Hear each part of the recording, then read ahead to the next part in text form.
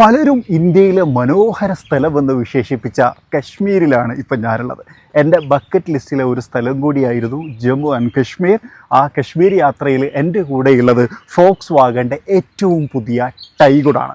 കഴിഞ്ഞ 9-ാം തീയതി, അതായത് ഏപ്രിൽ 9-ാം തീയതിയാണ് ടൈഗുൺ ഔപചാരികമായി ഇന്ത്യയിലേക്ക് അവതരിപ്പിച്ചത്.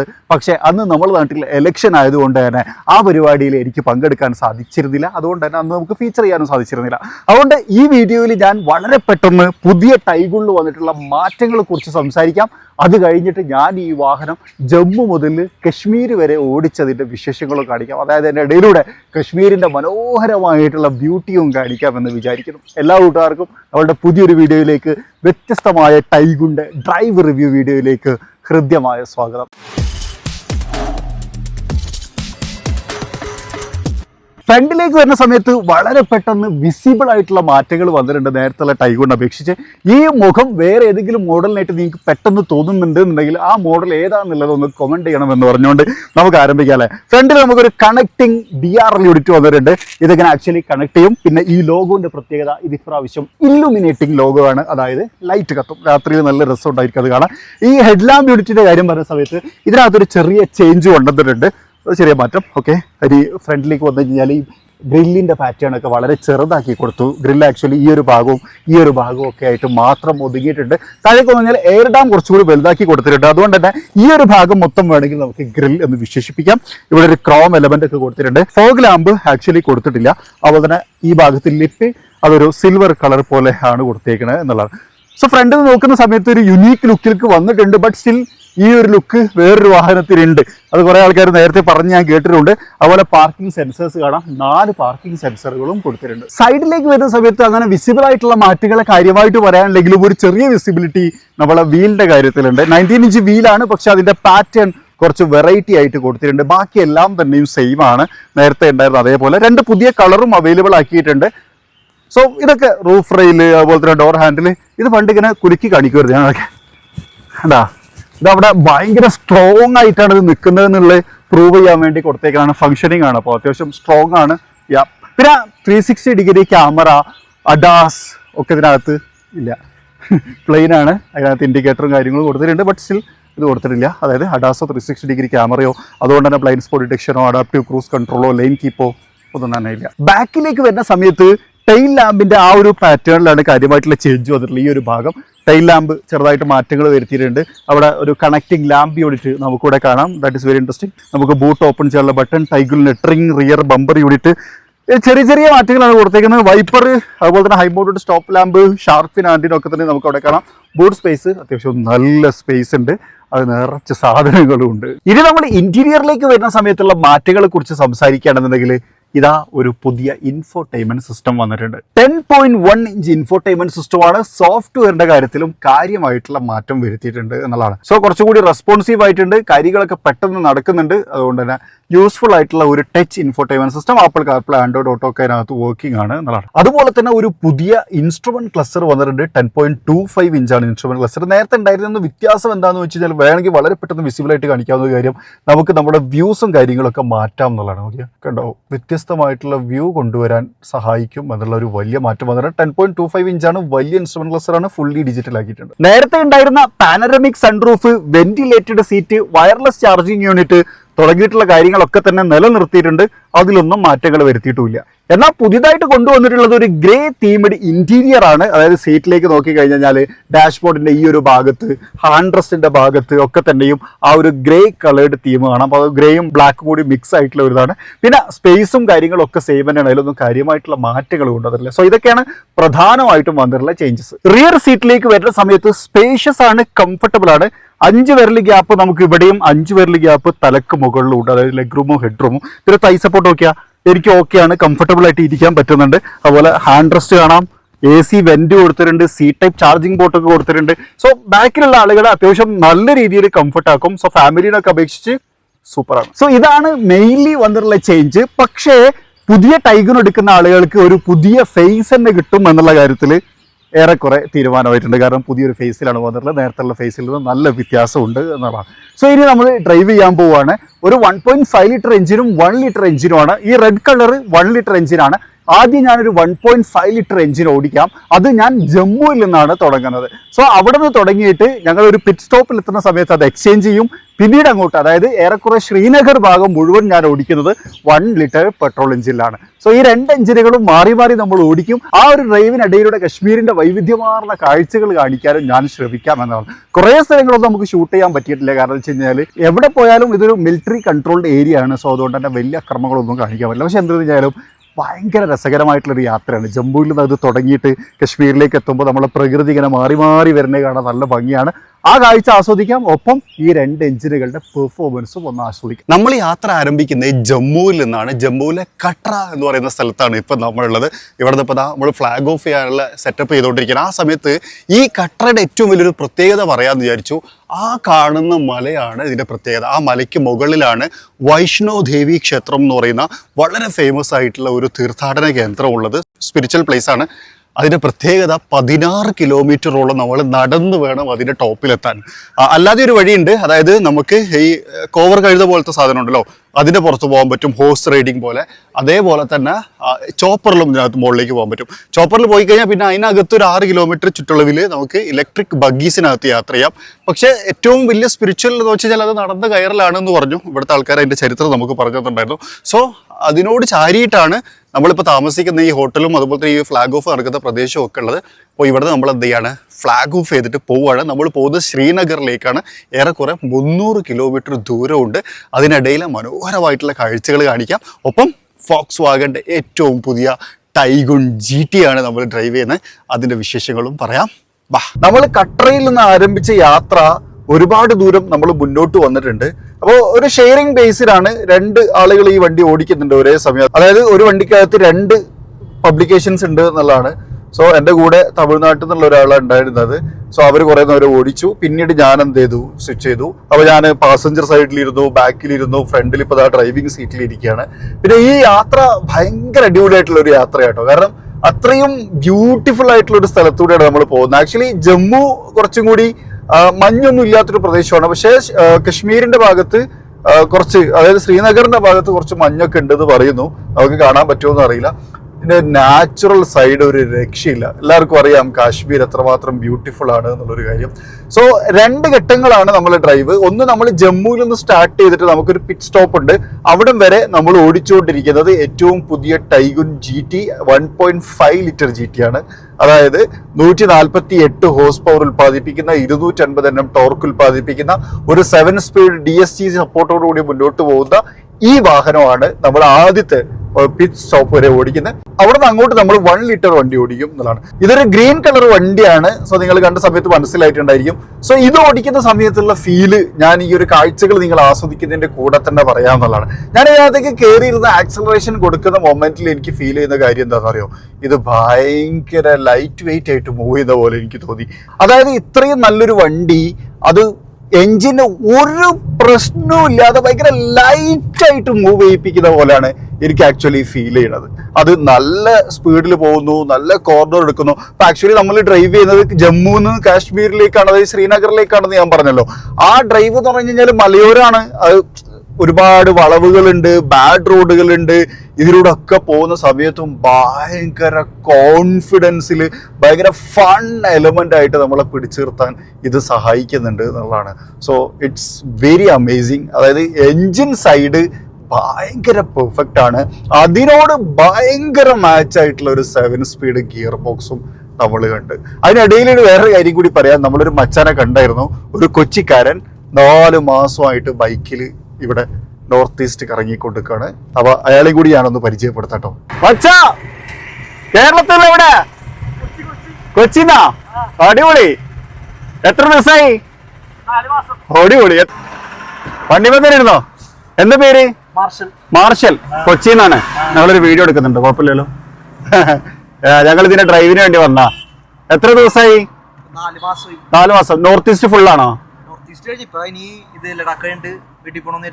അടിപൊളി. ഒരു മാസത്തിൽ തിരിച്ചെത്താന്നുള്ള രീതിയിൽ. സൂപ്പർ. ഞാൻ മലപ്പുറം. കാണാം. ഇത് ഇവിടെ മീഡിയ ഡ്രൈവാ. ടെമ്പർ.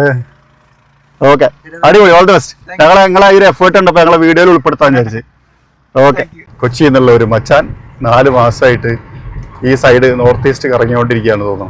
അടിപൊളി. അവിടെ നോക്കിയാ ഈ വ്യൂ നോക്കിയാ, എൻ്റെ മോനെ നോക്കിയാ, ഒരു ജലച്ചായ ഒക്കെ കാണുന്ന പോലെ ആ ബ്രിഡ്ജും അടിയിലൂടെ വെള്ളം ഒഴുകണു, മല ഇങ്ങനെ നിറഞ്ഞു നിൽക്കണു. എന്താലേ, ഇത്രയും ബ്യൂട്ടിഫുൾ ആയിട്ടുള്ള ഒരു കാഴ്ചക്കടയിലൂടെയാണ് നമ്മൾ ഈ ടൈഗർ ഓടിച്ചു പോകുന്നത് കേട്ടോ.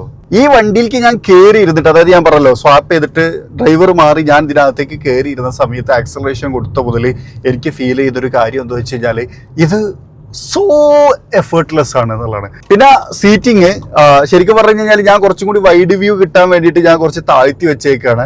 അത് നമ്മുടെ ഇഷ്ടത്തിനനുസരിച്ച് അഡ്ജസ്റ്റ് ചെയ്യാൻ, കാരണം ഇലക്ട്രിക്കലി അഡ്ജസ്റ്റ്മെന്റും കാര്യങ്ങളൊക്കെ ഉണ്ട്. വിസിബിലിറ്റിയും ഗംഭീരമാണ് ശരിക്കും. സാധാരണഗതിയിൽ നമ്മൾ റോഡ് വിസിബിലിറ്റിനൊക്കെ നോക്കി നമ്മൾ ഡ്രൈവ് ചെയ്യും. പക്ഷെ ഇന്ന് ഞാൻ ആക്ച്വലി റോഡ് ടേക്ക് കെയർ ചെയ്യണം, വൺ വേ ആണ്. ബട്ട് സ്റ്റിൽ എനിക്ക് ഈ ഉയർന്നു നിൽക്കുന്ന മലകള്, അതിന്റെ മുകളിൽ ഇവിടെ കണ്ടോ, അവിടെ മഞ്ഞ് പെയ്യുന്ന മലകൾ കണ്ടു തുടങ്ങി കേട്ടോ, വെള്ള കളർ മലകള്.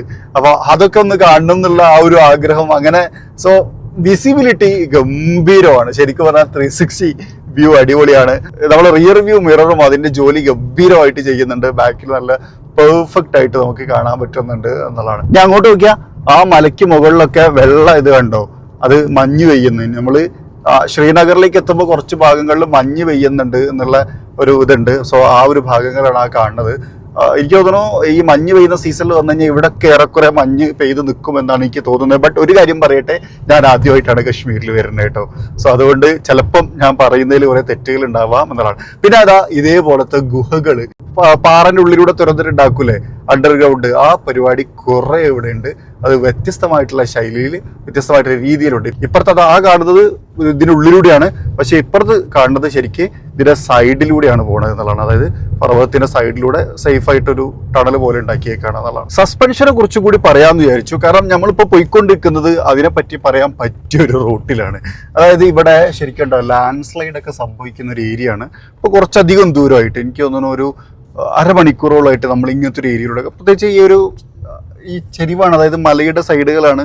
അപ്പോൾ അവിടെ ഇടയ്ക്കിടയ്ക്ക് ലാൻഡ് സ്ലൈഡുകൾ സംഭവിക്കുന്ന ഒരു പ്രദേശമാണ്. സോ ഇവിടുത്തെ റോഡുകളൊക്കെ പൊട്ടിപ്പൊളിഞ്ഞിട്ടാണ്. ചില സ്ഥലങ്ങളിൽ ലാൻഡ് സ്ലൈഡ് വന്നിട്ട് ഒന്നാകെ പൊട്ടിപ്പോയിട്ടൊക്കെ ഉണ്ട്. സോ അങ്ങനത്തെ ഒരു സ്ഥലത്തൂടെയാണ് നമ്മളിപ്പോൾ സഞ്ചരിച്ചു കൊണ്ടിരിക്കുന്നത്. സസ്പെൻഷനെ കുറിച്ച് പറയുകയാണെന്നുണ്ടെങ്കിൽ ഓക്കെയാണ്. അതായത് ഇതൊരു പെർഫോമൻസ്, അങ്ങനത്തെ ഒരു ഫൺ ഡ്രൈവ് കാറാണ്. സോ അതും കൂടി പരിഗണിക്കുന്ന സമയത്ത് ഈ സസ്പെൻഷൻ ഓക്കെയാണ്. അല്ലെങ്കിൽ ഇതിനകത്തൊരു ചെറിയ ഹാർഡർ സൈഡ് ഉണ്ട്, അതായത് ഒരു സ്റ്റിഫർ സൈഡ് വരുന്നുണ്ട്. ഭയങ്കര സോഫ്റ്റ് ഒന്നുമല്ല. ഇപ്പോൾ ഒരു പാത്തോളി നമ്മുടെ ചവിട്ടുമ്പോൾ നമുക്ക് ആ ഒരു വൈബ്രേഷൻ ഫീൽ ചെയ്യും.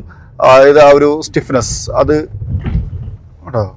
ഒരു ഹാർഡർ സൈഡ് ഈ സസ്പെൻഷൻ ഉണ്ട്. ബട്ട് നമ്മളത് നല്ലൊരു ഹൈവേയിൽ നല്ല രീതിയിൽ ക്രൂസ് ചെയ്ത് പോകുന്ന സമയത്ത് അത് കുറച്ചും കൂടി ഭയങ്കര സ്റ്റേബിൾ ആവാനും അതുപോലെ തന്നെ ആ ഒരു സിഗ്സാഗ് ഒക്കെ എടുക്കുന്ന സമയത്ത് കുറച്ചും കൂടി കംഫർട്ടബിൾ ആയിട്ട് ഡ്രൈവ് ചെയ്യാനും നമ്മളെ സഹായിക്കുന്ന തരത്തിലാണ് ക്രമീകരിക്കപ്പെട്ടുള്ളത്.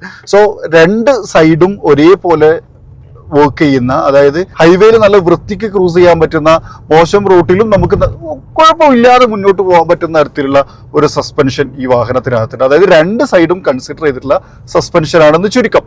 പിന്നെ വണ്ടിന്റെ ആക്സലറേഷൻ റെസ്പോൺസ് അത് എടുത്ത് പറയേണ്ട ഒരു കാര്യമാണ്. കാരണം വെച്ച് കഴിഞ്ഞാൽ ഇപ്പൊ നമ്മൾ ഈ റൂട്ടിലൂടെ പോകുന്ന സമയത്ത് നമുക്ക് ചെറിയ സ്ഥലമേ കിട്ടുള്ളൂ ആക്ച്വലി ഓവർടേക്ക് ചെയ്യാൻ വേണ്ടിയിട്ട്. ഇപ്പൊ നമ്മുടെ മുമ്പിൽ വലിയൊരു ലോറി ഉണ്ട്, അല്ലെങ്കിൽ ഇവിടെ അധികം മിലിറ്ററി വാഹനങ്ങൾ പാസിംഗ് ഉള്ള ഒരു സ്ഥലമാണ്. സോ മിലിറ്ററി വാഹനങ്ങളൊക്കെ നമ്മളോട് കടന്നു പോകാൻ പറയും, കാരണം അവരൊരു പ്രത്യേക സ്പീഡിലേ എങ്ങനെ പോവുള്ളൂ. സോ ആ ഒരു വണ്ടിയിലൊക്കെ നമുക്ക് കടന്നു പോകണം എന്നുണ്ടെങ്കിൽ വളരെ കുറഞ്ഞ സ്ഥലത്തിൽ നമ്മൾ കയറി പോകണം. അതിന് പെർഫെക്റ്റ് ആണ്. അതായത് നമ്മൾ ആക്സലറേഷൻ കൊടുത്തിട്ട് അത് ആ ഇനീഷ്യൽ പിക്കപ്പ് ഒക്കെ ഉണ്ടല്ലോ, എഫേർട്ട്ലെസ്സിൽ, ഞാൻ ഇനീഷ്യലി പറഞ്ഞ സാധനം ഓവർടേക്കിംഗ് പോലും ഇതിനകത്ത് എഞ്ചിൻ അങ്ങനെ ഒരു എഫേർട്ട് എടുക്കുന്ന പോലെ നമുക്ക് ഫീൽ ചെയ്യൂല. ഇനി ഈ വണ്ടിനെ കുറിച്ച് ഞാൻ കുറച്ചുകൂടി കടന്നൊരു പേഴ്സണൽ ഒപ്പീനിയൻ പറയാം. ഇതുവരെ പറഞ്ഞുകൊണ്ടിരിക്കുന്ന പേഴ്സണൽ ഒപ്പീനിയൻ ആണ്, ഇത് കുറച്ച് കടന്നൊരു പേഴ്സണൽ ഒപ്പീനിയൻ. അതായത് ഈ വണ്ടിക്ക് ഇത്രയും പവറുള്ള ഒരു എഞ്ചിൻ കുറച്ച് ടോപ്പ് നോച്ച് ആണ്, അതായത് കുറച്ച് അപ്പർ സൈഡാണ് എന്ന് പറയേണ്ടി വരും. കാരണം അത്രയും കിടിലൻ ഒരു എഞ്ചിനും ഗിയർ ബോക്സ് കോമ്പിനേഷനും ഈ വാഹനത്തിനകത്തുണ്ട്. ലിറ്ററലി നമ്മളത് റോട്ടിൽ ഡ്രൈവ് ചെയ്യുന്ന സമയത്ത് നമുക്ക് ഫീൽ ചെയ്യുകയും ചെയ്യും. ജമ്മുവിൽ നിന്ന് നമ്മൾ ആരംഭിച്ച യാത്ര നമ്മളിപ്പോൾ കാശ്മീരിലെത്തി നിൽക്കുകയാണ്. കാശ്മീരിന്റെ സൗന്ദര്യം ഞാൻ പറയാം, ഞാൻ ആദ്യമായിട്ടാണ് ജമ്മു ആൻഡ് കാശ്മീരിൽ വരുന്നത്. കാശ്മീരിന്റെ സൗന്ദര്യം അത് ശരിക്കും ഒരു ഫ്രെയിമിൽ ഒതുക്കാൻ പറ്റുമോ എന്ന് എനിക്കറിയില്ല. പക്ഷെ നല്ല അടിപൊളിയായിട്ട് വീഡിയോ ഒക്കെ ചെയ്യുന്ന വലിയ വലിയ വീഡിയോഗ്രാഫർമാർക്കൊക്കെ, ചിലപ്പോൾ ശിവനെ പോലത്തെ ആൾക്കാർക്കൊക്കെ ഇതിൻ്റെ ഫ്രെയിമൊക്കെ സെറ്റ് ചെയ്യാൻ പറ്റുമായിരിക്കും. പക്ഷേ അത് എത്രമാത്രം വർണ്ണിക്കാൻ പറ്റുമെന്ന് എനിക്കറിയില്ല. അത്രയും ബ്യൂട്ടിഫുൾ ആണ് കാശ്മീർ. ഞങ്ങളിങ്ങനെ കുറേ നേരം ഏറെക്കുറെ 70 കിലോമീറ്ററോളം കാശ്മീരിൻ്റെ ബ്യൂട്ടി ആസ്വദിച്ച് യാത്ര ചെയ്ത് അത് കഴിഞ്ഞിട്ടാണ് സത്യത്തിൽ ഇപ്പോൾ ഞാനിത് ഡ്രൈവിന് വേണ്ടി എടുത്തിരിക്കുന്നത്. അടിപൊളി. അതിലേക്ക് ഈ വണ്ടിയും കൂടി ചേരുമ്പോണ്ടല്ലോ, ഓ ഈ യാത്ര ഭയങ്കര റിച്ചായ പോലെ ഫീൽ ചെയ്യുന്നുണ്ട്. എനിവേ നമ്മളിപ്പോൾ ഓടിച്ചുകൊണ്ടിരിക്കുന്നത് ടൈഗുണ്ട് 1 ലിറ്റർ എഞ്ചിനാണ്. അതിൻ്റെ 8 സ്പീഡ് ഓട്ടോമാറ്റിക്കോട് കൂടിയിട്ടാണ് ഇത് വന്നേക്കുന്നത്. ഡ്രൈവ് ഫീലിനെ കുറിച്ച് പറയുകയാണെന്നുണ്ടെങ്കിൽ നേരത്തെ നമ്മൾ പറഞ്ഞ ഒരു എഫേർട്ട്ലെസ്ലി സിമ്പിൾ എന്ന് പറയുന്ന സാധനത്തിനെ കുറച്ചും കൂടി നമുക്ക് വേണമെങ്കിൽ ഫൺ എലമെന്റ് കൂടുതൽ ആഡ് ചെയ്ത് സൂപ്പർ ആയിട്ടുണ്ടെന്ന് പറയാം. എനിക്ക് കുറച്ചും കൂടി ഈ വണ്ടീനിട്ടത് ഭയങ്കര മാച്ചായ പോലെ ഫീൽ ചെയ്യുന്നുണ്ട്. മറ്റേത് കുറച്ച് അപ്പ് ഫീലാണ് എനിക്ക് തോന്നിയത് ഞാൻ പറഞ്ഞായിരുന്നു. അതായത് അത്രയും ഒരു വണ്ടിക്ക് അത്രയും നല്ലൊരു എഞ്ചിൻ ആവശ്യമില്ല എന്ന് നമുക്ക് തോന്നിപ്പോവും എന്ന്. പക്ഷേ ഭയങ്കര ഫണ്ണാണ് അത് ഡ്രൈവ് ചെയ്യാൻ. പക്ഷെ ഇത് കുറച്ചും കൂടി മാച്ച് വൈബ് ഫീൽ ചെയ്യുന്നുണ്ട്. പിന്നെ ത്രോട്ടിൽ റെസ്പോൺസ് ഒരു ചെറിയ സെക്കൻഡ് ലാഗ്, അത് വളരെ മൈക്രോ സെക്കൻഡ് ആണ്. പക്ഷെ അത് നമ്മൾ ഒരു ലീനിയർ പവർ അപ്പ് കൊടുക്കുന്ന സമയമുണ്ടല്ലോ, അപ്പോൾ ഞാൻ സ്ലോ ആക്കിയിട്ട് ഞാൻ എന്ത് ചെയ്യാണ്, ഒരു ലീനിയർ പവർ അപ്പ് കൊടുക്കുന്ന സമയത്ത് അതിടാം നല്ല രീതിയിൽ കയറി വരുന്നുണ്ട്. എവിടെയും അങ്ങനെ ഒരു ഫോൾ ഷിഫ്റ്റിങ്ങോ അല്ലെങ്കിൽ ആ ഒരു മിസ്മാച്ച് വരുന്ന പോലത്തെ ഒരു ഫീലിങ്സും ഇല്ല. നല്ല നൈസായിട്ട് കയറി പോകുന്നുണ്ട് എന്നുള്ളത്. പക്ഷേ ഹാർഡ് ത്രോട്ടിൽ കൊടുക്കുമ്പോണ്ടോ ഒരു 2 സെക്കൻഡ് ലാഗ് ഇനീഷ്യലി നമുക്ക് ഫീൽ ചെയ്യുന്നുണ്ട്. ഹാർഡ് ത്രോട്ടിൽ അത് എപ്പോൾ കൊടുത്താലും ഉണ്ടോ ആ ഒരു വൈബ് ഫീൽ ചെയ്യുന്നുണ്ട്. But it's okay. നമ്മളിങ്ങനെ എന്താ പറയുക, കുറച്ചൊരു കംഫർട്ടബിൾ ആയിട്ട് ഡ്രൈവ് ചെയ്യുകയാണെന്നുണ്ടെങ്കിൽ ബ്യൂട്ടിഫുൾ ആയിട്ട് നമുക്കിത് ഡ്രൈവ് ചെയ്യാം. കാശ്മീർ പോലെ ബ്യൂട്ടിഫുൾ. സത്യം പറഞ്ഞാൽ ഞാനിത് ഡ്രൈവ് ചെയ്യുന്ന സമയത്ത് എഞ്ചിൻ്റെ കാര്യങ്ങളെ കുറിച്ച് ഇങ്ങനെ ഒബ്സർവ് ചെയ്യുന്നുണ്ടെങ്കിലും എൻ്റെ കണ്ണിതാ ഇങ്ങനെ ചുറ്റിലും കാശ്മീരിൻ്റെ സൗന്ദര്യം ആസ്വദിച്ചുകൊണ്ടിരിക്കുകയാണ് എന്ന് പറയേണ്ടി വരും. അത്രമാത്രം അടിപൊളിയായിട്ടോ. യെസ്. ഈ വണ്ടി പിന്നെ സൈസ് ഇല്ലേ, ഭയങ്കര കോമ്പാക്റ്റ് ആണ്. അപ്പോൾ ഞാൻ നേരത്തെ പറഞ്ഞിട്ടുണ്ടായിരുന്നു നമുക്ക് പെട്ടെന്ന് ഓവർടേക്ക് ചെയ്ത് കയറി. അപ്പോൾ അത് ഇതിനകത്തും പറ്റുന്നുണ്ട്. ആ ഒരു ഇനീഷ്യൽ ലാഗ് ഒഴിച്ച് കഴിഞ്ഞാൽ കേട്ടോ വണ്ടി അത്യാവശ്യം നല്ല പവറപ്പ് ചെയ്ത് വരുന്നുണ്ട്. അതുപോലെ തന്നെ ഇതിൻ്റെ സൈസ് ഭയങ്കര കോമ്പാക്റ്റ് ആയതുകൊണ്ട് തന്നെ നമുക്ക് എന്ത് ചെയ്യാൻ പറ്റും, അടിപൊളിയായിട്ട് സിഗ്സാഗ് ഒക്കെ എടുത്തിട്ട് ഈ ട്രാഫിക്കിനിടയിലൂടെ കൊണ്ടു നടക്കാൻ പറ്റും. സിറ്റിയിലും നല്ലതാണ്. ലീനിയർ പവർ അപ്പ് ചെയ്ത് കീപ്പ് ചെയ്യുകയാണെങ്കിൽ നല്ലതാണ്. പക്ഷെ നമ്മൾ നിർത്തിയെടുക്കുമ്പോൾ അത്ര വലിയ പ്രശ്നങ്ങളൊന്നുമില്ല, അതും മാച്ചാണ്. സോ സിറ്റിയിൽ നന്നായിട്ട് കൊണ്ടു നടക്കാൻ പറ്റുന്ന തരത്തിലുള്ള സൈസും പെർഫോമൻസും ഒക്കെ ഉള്ളൊരു വണ്ടി എന്നെനിക്ക് തോന്നി. പിന്നെ നല്ല സ്പേഷ്യസും ആണ്. ഫാമിലിനായിട്ട് എന്തായാലും പോവാം, അത് വേറെ വിഷയം. റിയർ സീറ്റൊക്കെ നിങ്ങൾ ഓൾറെഡി കണ്ടിട്ടുണ്ടായിരിക്കും. സോ മൊത്തത്തിൽ ഈ വണ്ടി എനിക്ക് കുറച്ചുകൂടി ഫൺ പാക്ക്ഡ് ആയിട്ട് ഫീൽ ചെയ്തു. മറ്റേത് ആ നോച്ച് ഫീലും വന്നു എന്നുള്ളതാണ്. സോ ഇതാണ് ഈ 2 വണ്ടികളും ഓടിച്ച സമയത്ത് എനിക്ക് നിങ്ങളുമായിട്ട് ഷെയർ ചെയ്യാനുള്ള എൻ്റെ ഫീലിങ്സ്. ഗിയർ കോമ്പിനേഷൻ 2ലും എനിക്ക് ബെറ്റർ ആയിട്ട് തോന്നി. ഇതിൻ്റെ ആ ഒരു ലാഗാണ് ഞാൻ എടുത്ത് പറഞ്ഞിട്ടുണ്ടായിരുന്നത്, 2 സെക്കൻഡ് ലാഗ്. ബാക്കിയൊക്കെ അടിപൊളിയാണ്. സോ ലീനിയർ പവർ അപ്പ് ചെയ്യുന്ന സമയത്ത് നമുക്ക് ആ ഒരു ലാഗിൻ്റെ പ്രശ്നവും ആക്ച്വലി ഇല്ല എന്നുള്ളതാണ്. പിന്നെ RPM നമ്മൾ നന്നായിട്ട് മെയിൻറ്റെയിൻ ചെയ്യുകയാണെന്നുണ്ടെങ്കിൽ 2 വണ്ടിക്കകത്തും റിഫൈൻമെൻറ്റ് അടിപൊളിയാണ്.